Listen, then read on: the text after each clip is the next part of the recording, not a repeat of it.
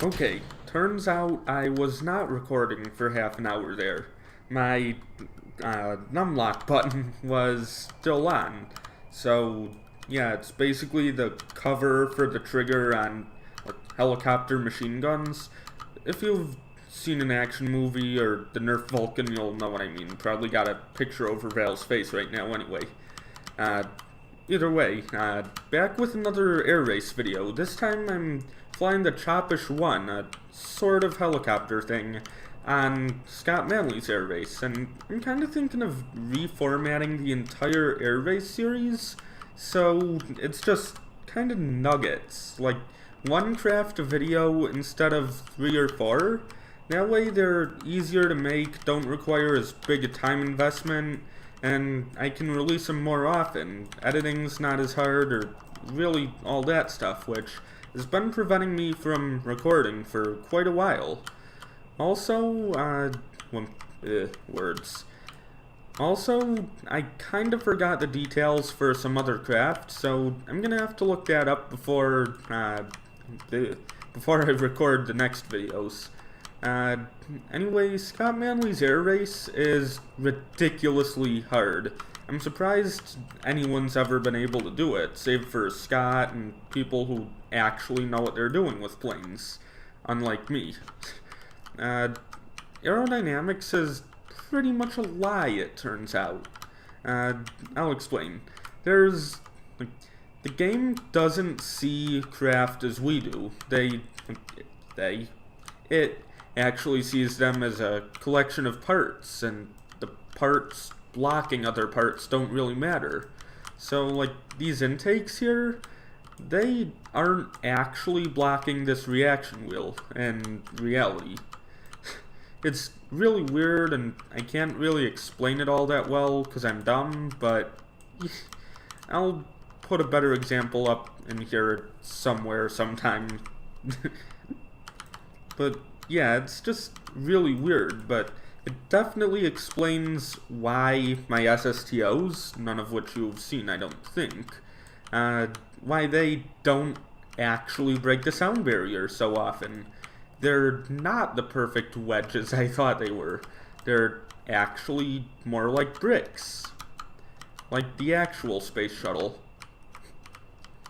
What's it called? The space shuttle was originally supposed to be an SSTO, but we all know how that turned out. So right now I'm doing a bit of a slalom, and I kinda messed it up, but it's a lot like the shuttle's braking maneuvers, where it's just a long S using aerodynamics to decelerate, except in this case it's using the engines to accelerate, because my thrust is straight vertical. And I have almost made it, I think. Whoa, lost a lot of time there. But that counts. Another lap? Think so. So, like, this back piece, say it was facing forward and there was another one behind it, and I don't have a nose cone on there now, so if it was clipped inside another tank, and even though it would appear to be perfectly, I can't speak. Even though it would appear to be perfectly aerodynamic to us, the game would see this lack of a nose cone there and say there is nothing blocking that. It's a flat surface and it's not very good for aerodynamics, even though there would be something just blocking this entirely flat surface that would be aerodynamic. So yeah, it's really weird, and I'm not going to be able to control this because right now the center of mass is like right here because of the way jets work in this game. It's basically saying, okay, we're not going to model it, but there are a bunch of jet guts behind this little engine looking thing, and we're just going to put weight there to represent that. And it works well for most things, but not this. I'll leave a link to it somewhere, but you may remember the aluminum butterfly. That had, well, it's got VTOL engines, and I had to put them upside down, so, well, one, thrust wasn't included, but also, so the center of center of mass wasn't just all wonky, and, well, it would have made it a hell of a lot harder to fly if they were underneath the craft. Yeah, I can't really control this. I'm gonna die. Okay. I have not recorded in ages. I am super rusty at this game, and the cameraman's having a frickin' seizure.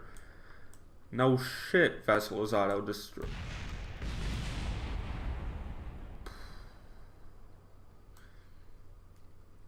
That is very, very weird.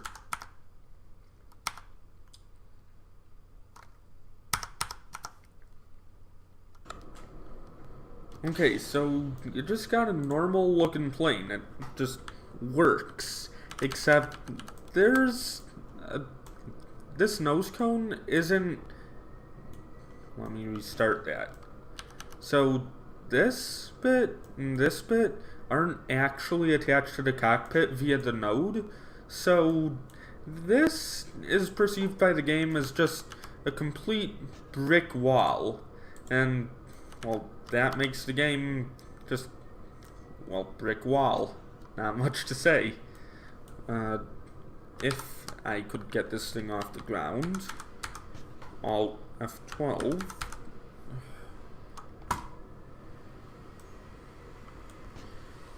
This is how rusty I am. Not good.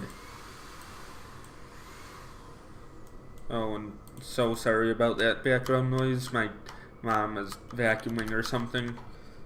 Okay, now that I'm into the air, I'm gonna reset that and fall to Kerbin. Speed up. Oh, no wonder my throttle was down again for some reason. Okay, in the air, and I really hope I'm recording. So, you'll notice this isn't really accelerating all that fast, even though it's got a thrust-to-weight ratio of almost 2. And that's because, well, 1, the engine's only taking air from one of these intakes, not sure which one, and also because, well, brick wall. Squad, please fix that. Also, this is surprisingly maneuverable for something I threw together in under a minute. I might actually have to save this. So, that's all for for today's episode. Fairherd 318, out.